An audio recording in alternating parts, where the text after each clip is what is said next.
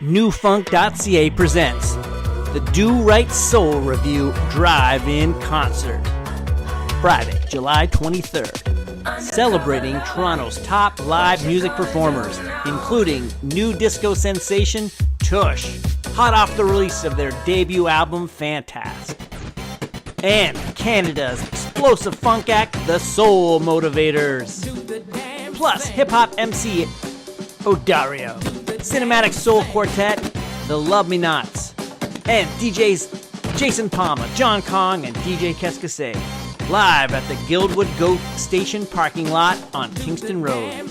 Doors open at 6 p.m. Tickets via Eventbrite or at beachesjazz.ca. On Friday, July 23rd, we'll be grooving in the parking lot for a night of soul, funk, disco, and dance, safely from the comfort of your own vehicle.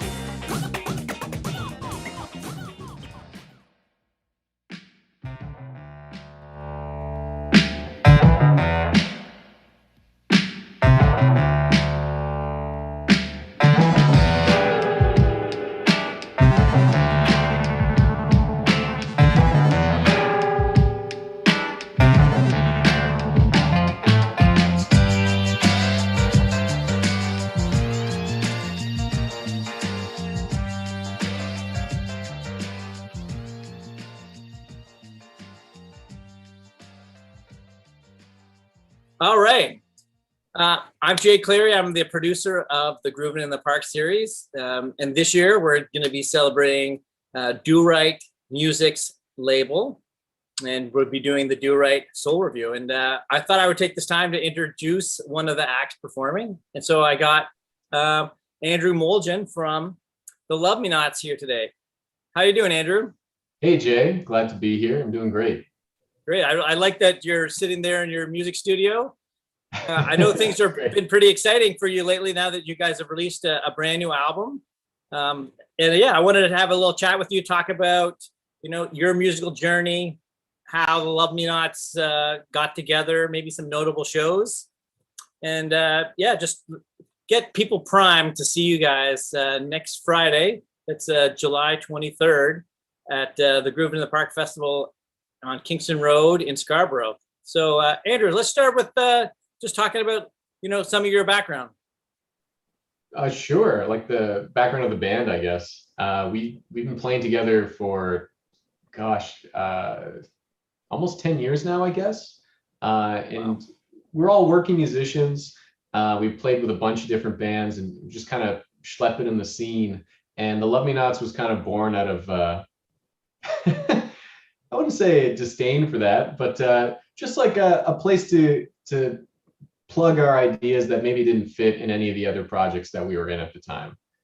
We all have some pretty esoteric tastes, and we needed an outlet for that. So we just got together and cut a record in the guitarist's basement. And we've been doing that almost once a year since, I'd say. So it's really existed as like a studio band for the last little while. Well, tell us about who your band members are. Sure. We have Josh Cavan on keys and guitar, among other percussion instruments. John Hyde on drums and various instruments, and Alex Furlot on bass. And I'm Andrew Moljgun, obviously. I play most of the horns, some keys, and some synthesizer, especially on this last record. Pretty heavy synths on this one. Yeah. Well, tell me about, what I thought was really interesting, just talking about, this cinematic sound that you guys have developed, and this whole notion of writing symphonic, cinematic music to movies that haven't been created. Like, tell me a little bit more where that came from and like how the band kind of connected on that type of sound. Sure. I think we always, as a creative venture, like the Luvmenauts was always kind of about really keeping our egos in check when it came to recording and writing, and really being accepting of whatever ideas got brought to the table. And I think when we first cut our first record, just the bed tracks, we were listening back to it and it really had like a soundtrack feel. A lot of those old like spaghetti westerns, Ennio Morricone, obviously, but also like Piero Umiliani and some other just like obscure like library music kind of stuff. I love that stuff. I think it's really beautiful, and just has like a lot of quirky tones and quirky melodies to it, especially like the KPM library stuff. And that kind of sounded like what we had on our hand. We set out to make kind of weird instrumental music, and that's kind of where it fits genre-wise, I guess. We just leaned into that since. So the previous album was really kind of Italian inspired, and a lot of those like weird chase scenes and people on Vespas and things like that. Yeah. I don't know. That's yeah, it's kind of what we just leaned into, I guess. Well then, okay, so that you guys cut an album, you guys are working musicians. This is one of your, creative outlets that, keep you going. You guys cut your first couple of EPs, and now you've got a record label. How did that all come together with connecting with Do Right Music? I feel like it's a pretty uncommon story these days, but John Kong emailed me out of the blue, basically. And he heard our music through a mutual person that we were working with. Before the Do Right connection, a lot of our music was being licensed in TV shows and commercials and things like that. And I guess John Kong heard it through that. And he cold emailed us, which is incredible. I feel very lucky and fortunate to be working with him now, because he's awesome. He's got great ears, and he hooked us up with like fantastic album artwork. Shout out to Luke Insect in the UK, and the album's been getting some plays around the world now, and some really positive feedback. So I'm thrilled. It's been fortuitous. Great. Well, that's great. So tell me a little bit more of this specific album that you just released. I know that you got John Kong behind it. This is the first album that's not self-released. What type of prep work, or what type of vision maybe changed in terms of putting this album out, knowing that you may have, be able to reach a larger audience? That's an interesting question. I guess we try not to get too or feel too much pressure about that. We're always trying to put out an album that we're happy with. And as like 4 sidemen, we're recording on other people's records all the time without necessarily a lot of say. So the Luvmenauts has been something that purely comes from our own taste. So as long as we're happy with the album, then we feel like we're putting our best foot forward. And thankfully, John Kong was happy with it too. I think even more than that, the album was influenced by just COVID in the last year. We started cutting beds for this like in January, February, before all of this started. And then lockdown basically shut it all down. And we ended up working remotely for like the next several months, kind of piecing it together individually. And maybe that influenced the space theme some more. I mean, we were all locked in our bedrooms, twisting knobs and working on synths, and we weren't able to get in the room together. So I think the end result is pretty cohesive despite all of that. I'm really happy with it. And hey, maybe we'll use more synths in the future. I don't know.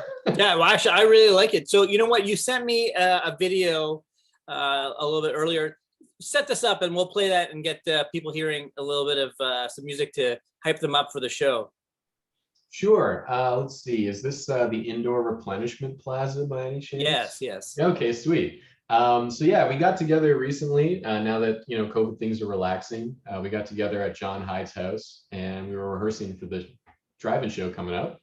And we decided to cut a live video of us playing this song from the album. And I think it has some. I don't know. I think it's really vibey. We shot it on actual VHS.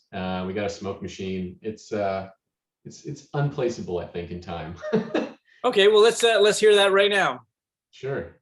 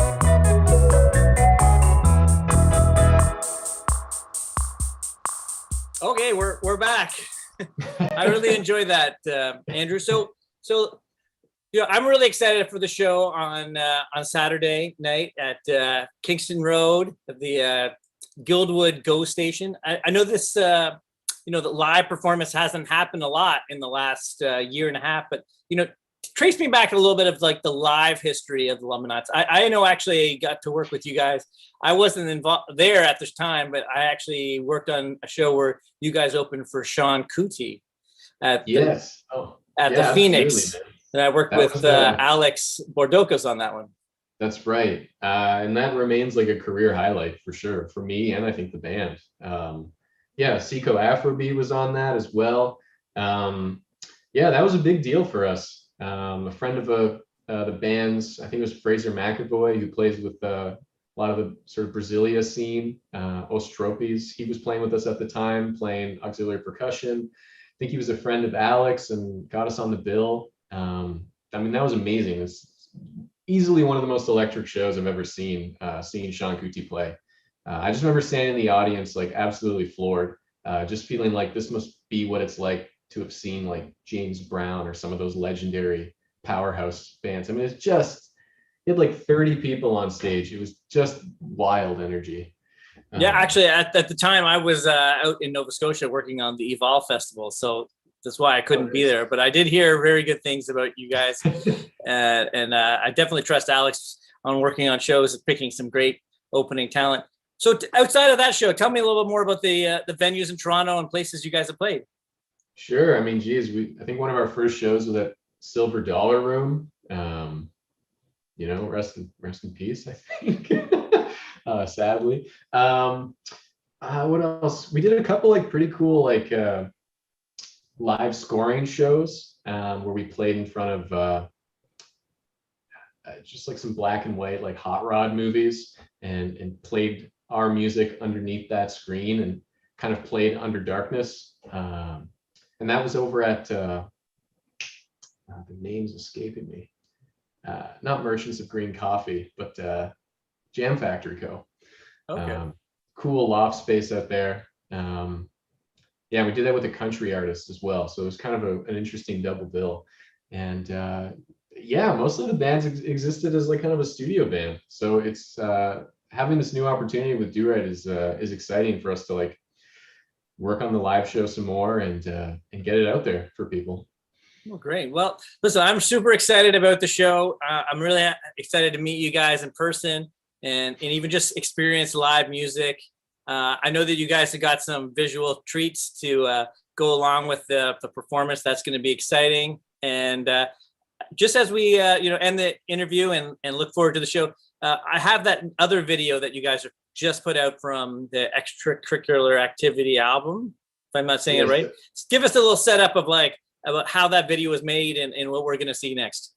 Sure. Kind of in going with like the film scoring concept. I've made a bunch of videos for the band in the past using just stock old B-roll footage and public domain stuff.